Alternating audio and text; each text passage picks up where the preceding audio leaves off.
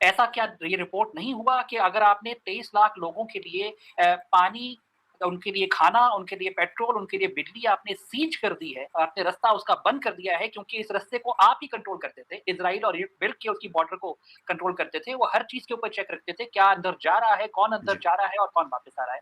आपने ये बंद करके क्या आपने हमास के खिलाफ, उनके गिने-चुने दहशतगर्दों के खिलाफ आपने कार्रवाई शुरू की है या उन 23 लाख लोगों के खिलाफ की?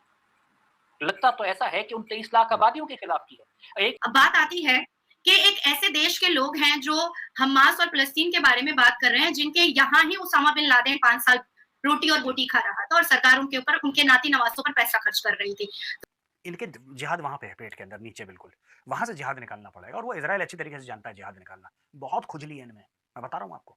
ये जो हमास वाले हैं ना इनमें बहुत ज़्यादा खुजली है और इज़राइल धीरे-धीरे करके इनकी खुजली मिटा रहा है। देखिए मुझे बता दें जो ये इशू चल रहा है, मैं कहता हूँ कि दुनिया इकॉनमी की तरफ जा रही है, जो डेवलपमेंट की तरफ कंट्रीज जा रहे हैं, वो पाकिस्तान की बात करें आपस में जो उनसे वो सिविल वार की तरफ जा रहे हैं। हमने इस हवाले से सोचा, अभी अमेरिकन जो शिप कैरियर है वो भी पहुंच गए इलाके में कि पता नहीं क्या करना चाह रहे हैं कि गजा जो 10/40 है और जिनके पास रॉकेट्स के अलावा वो भी पहले 1-2 दिन का जो इनको एडवांटेज है, 700 आप कहते हैं इज़राइली मार दिए हैं, ये बहुत बड़ा फिगर है मेहल, वही ना, तो इतने 700 मार तो दिए हैं, लेकिन जी, इसके कॉन्सिक्वेंसेज़ अब जो होंगे, तो आप देख लेना। तो गाज़ा की नाकाबंदी शुरू है बॉस। गाज़ा के अंदर कोई ना आ सकता, ना जा सकता। गाज़ा को लॉकडाउन कर दिया। पूरा का पूरा जैसे कोविड में हुआ था ना दोस्तों लॉकडाउन, लॉकडाउन कर दिया। सड़क पे इज़राइली सोल्जर्स हैं। ये वो मनमोहन सिंह का इंडिया नहीं है, आज वो मोदी जी का इंडिया है और मोदी जी आप जानते हो, वो कुछ बोलते नहीं है, बस कर देते हैं।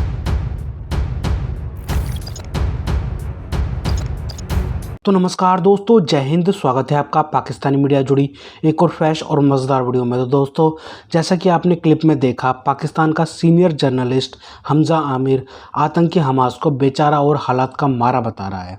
इसे भारत की नाजिया इलाही खान ने जमकर तोड़ डाला। जैसा कि आप जानते हो कि हमास ने इसराइल पर एक साथ 5 से 7 हज़ार रॉकेट दाग दिए, जिसमें लगभग सैकड़ों लोगों की जान चली गई है। ऐसे में भारत इसराइल के साथ मजबूती से खड़ा है। हमास से जारी जंग के बीच इसराइल के प्रधानमंत्री बेंजामिन नेतन्याहू ने भारत के प्रधानमंत्री नरेंद्र मोदी से फ़ोन पर बात की है। प्रधानमंत्री नरेंद्र मोदी ने ट्वीट कर इसकी जानकारी दी है और बताया है कि नेतन्याहू ने मौजूदा हालात की जानकारी दी है। इसी बीच इसराइल ने रिटेलिएशन शुरू कर दिया है और गाज़ा पट्टी का हुक्का पानी बंद कर दिया है। पाकिस्तानी मीडिया की इस डिबेट में जब नाज़िया की बारी आई, तब नाज़िया ने पाकिस्तान को उसकी औकात दिखा दी और कहा आतंकी तो आतंकी की मदद करेगा ही, चाहे खुद के मुल्क के लोग भूखे मर रहे हों, लेकिन हमास की मदद के लिए हमेशा तैयार। तो दोस्तों, देखते हैं इस विषय पर पाकिस्तानी मीडिया और क्या बोल रही है अपने डिबेट शोज़ में, उनका कैसा रिएक्शन है इस टॉपिक पर। तो दोस्तों, ज़्यादा समय बर्बाद ना करते हुए हम शुरू करते हैं इस वेरी इंटरेस्टिंग और मज़ेदार वीडियो को। आप जल्दी से हमारे यूट्यूब चैनल को सब्सक्राइब कर दीजिएगा। ऐसा क्या ये रिपोर्ट नहीं हुआ कि अगर आपने 23 लाख लोगों के लिए पानी, उनके लिए खाना, उनके लिए पेट्रोल, उनके लिए बिजली आपने सीज कर दी है, आपने रास्ता उसका बंद कर दिया है क्योंकि इस रास्ते को आप ही कंट्रोल करते थे। इज़राइल और मिल के उसकी बॉर्डर को कंट्रोल करते थे। वो हर चीज़ के ऊपर चेक रखते थे, क्या अंदर जा रहा है, कौन अंदर जी। जा रहा है और कौन वापस आ रहा है। आपने ये बंद करके क्या आपने हमास के खिलाफ, उनके गिने-चुने दहशतगर्दों के खिलाफ आपने कार्रवाई शुरू की है या उन 23 लाख लोगों के खिलाफ की? लगता तो ऐसा है कि उन 23 लाख आबादियों के खिलाफ की है। एक इतनी डेंसली, दुनिया की सबसे ज़्यादा डेंसली पॉपुलेटेड लोकेशन है गज़ा। एक छोटी-सी बेल्ट है जिसके अंदर 23 लाख लोग रहते हैं। बहुत कंजेस्टेड है वो जगह और इज़राइल अपना खुद भी 10/40 किलोमीटर है हमजा साहब। जी, और उसी के अंदर आप देखिए कि आप जब बॉम्बिंग कर रहे हैं तो आपको खुद नहीं पता कि कहाँ पे हमास के दहशतगर्द मौजूद हैं और जी। कहाँ पे दूसरे लोग मौजूद हैं। तो जब आप ये कर रहे हैं तो उसके सीन्स का रिएक्शन सबसे पहला जो आता है उस सिविलियन कैजुअल्टी के ऊपर, वो बच्चों की जानें जाती हैं। ये बात आज की नहीं है, ये 4 दिन पुरानी बात नहीं है। ये बहुत पुराना किस्सा है जो आज चलता आ रहा है, जो बढ़ चुका है। हुँ। ये यूनाइटेड नेशन जनरल असेंबली के फ्लोर के ऊपर कहा गया कि 1.5 लाख लोग अपनी जान से गए हैं फ़लस्तीन के अंदर। इसमें से 33,000 बच्चे थे।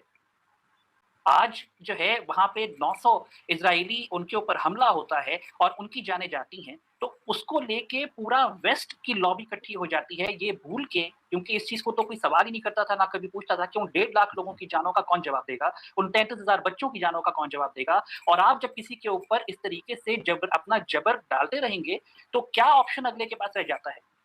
लेकिन क्या कभी दुनिया ने इस हवाले से सोचा जो हमजा हमीद साहब ने कहा कि 1.5 लाख लोग मारे गए, जिसमें 33,000 बच्चे थे। कभी हमने इस हवाले से सोचा? अभी अमेरिकन जो शिप कैरियर है वो भी पहुंच गए इलाके में कि पता नहीं क्या करना चाह रहे हैं कि गजा जो 10/40 है और जिनके पास रॉकेट्स के अलावा वो भी हमास जो ईरान सपोर्टेड या कतर सपोर्टेड है, उनको जाके क्यों नहीं कहा जाता और हमास के लोगों को क्यों टारगेट नहीं किया जाता, जिसको फलस्तीन के लोग कहते हैं और उनकी एम्बेसी कहती है कि हम ओन नहीं करते इनको, तो फिर उन लोगों को मारने की क्या तुक बनती? नहीं, कानूनी एतबार से और जितनी केसेस मैं the honourable supreme court of India में देखती हूँ, उस एतबार से तो मैंने बहुत सोचा है, बहुत समझा है। सोचा तो ये भी कि अजमल कस्ब आया क्यों और हमारे भारत के हज़ारों लोगों को मौत के घाट उतार कर ना जाने कितनी बहु-बेटियों को विधवा और कितने बच्चों को अनाथ करके चला गया। सोचा तो ये भी कि याकूब मेमन जैसे लोगों के जनाजे पे मुसलमान खड़े होकर के भारत के क्या बताना चाहते हैं कि वो टेररिस्ट के साथ है। सोचा तो ये भी कि हाफिज सईद की सिक्योरिटी बढ़ाने के लिए पाकिस्तान की सरकार के पास इतना पैसा कहाँ से आ जाता है। सोचा तो ये भी कि हालिया में यूएन और लंदन का दौरा करते वक्त काकर साहब ने, जो पाकिस्तान के केयरटेकर प्राइम मिनिस्टर हैं, उन्होंने 22 करोड़ रुपए ऐसे फूंक दिया और आपके पाकिस्तान में जो अवाम है वो अभी भी भूखी और नंगी है।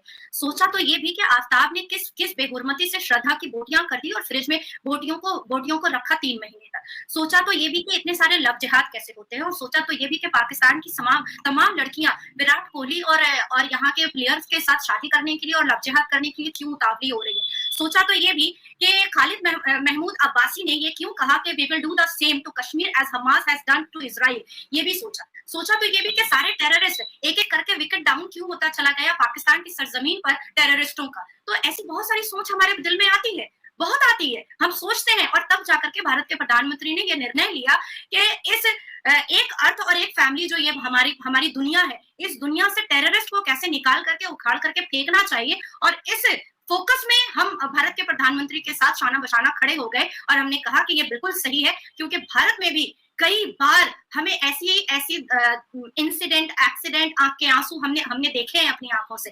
तो सोचा तो हमने बहुत और केसेस भी बहुत सारे देखे। अब बात आती है कि एक ऐसे देश के लोग हैं जो हमास और फलस्तीन के बारे में बात कर रहे हैं, जिनके यहाँ ही उसामा बिन लादेन 5 साल रोटी और बोटी खा रहा था और सरकार उनके ऊपर उनके नाती नवासों पर पैसा खर्च कर रही थी। तो ऐसे लोग जो उसामा बिन लादेन जैसे लोगों को, हाफिज सईद जैसे लोग टेररिस्ट को पालते हैं, वो लोग जब हमास के पक्ष में बात करते हैं और फलस्तीन के पक्ष में बात करते हैं तो उनकी जुबान से ये अच्छा नहीं लगता है बिल्कुल भी।